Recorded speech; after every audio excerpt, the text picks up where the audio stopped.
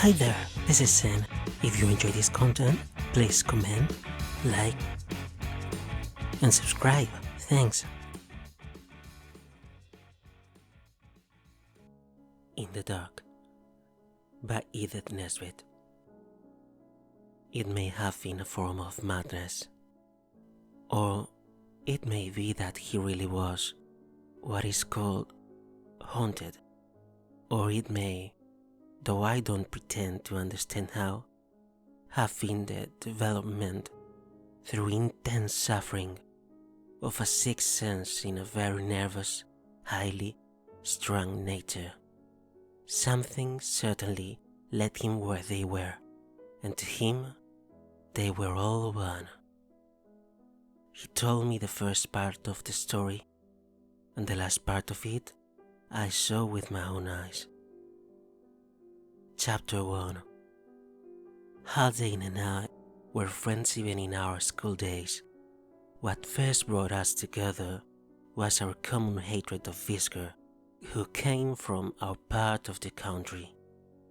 His people knew our people at home, so he was put onto us when he came.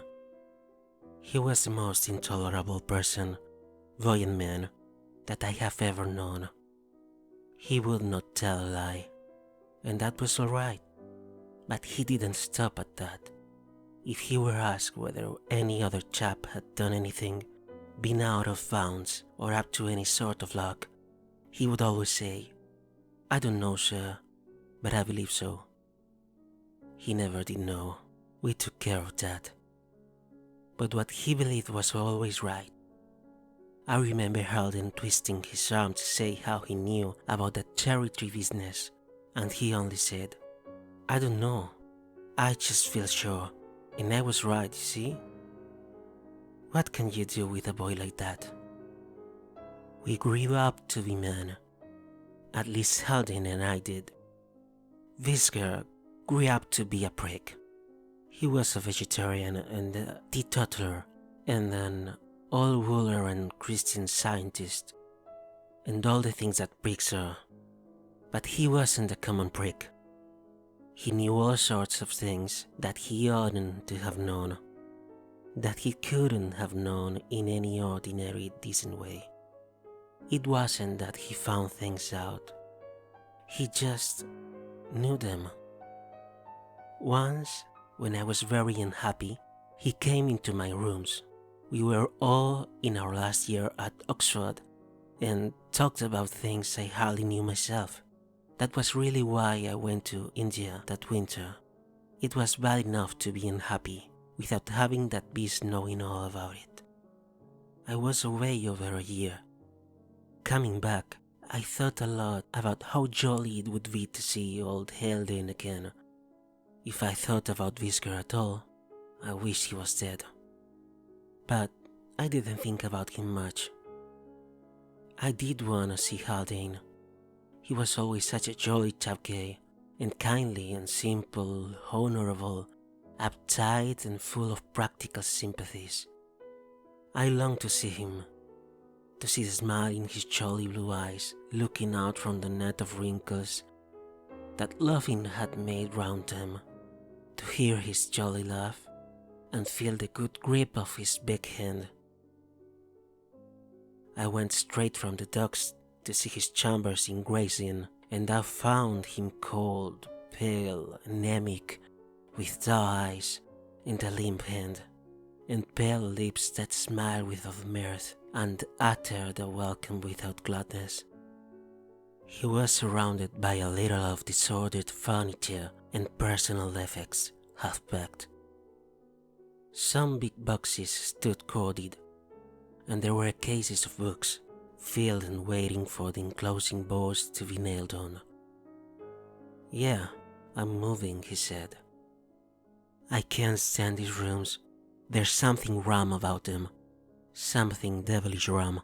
I clear out tomorrow." The autumn dusk was filling the corners with shadows. "You got the first," I said, just for something to say, for I saw the big case that held them lying corded among the others. "First," he said, "oh yeah, Thanks awfully.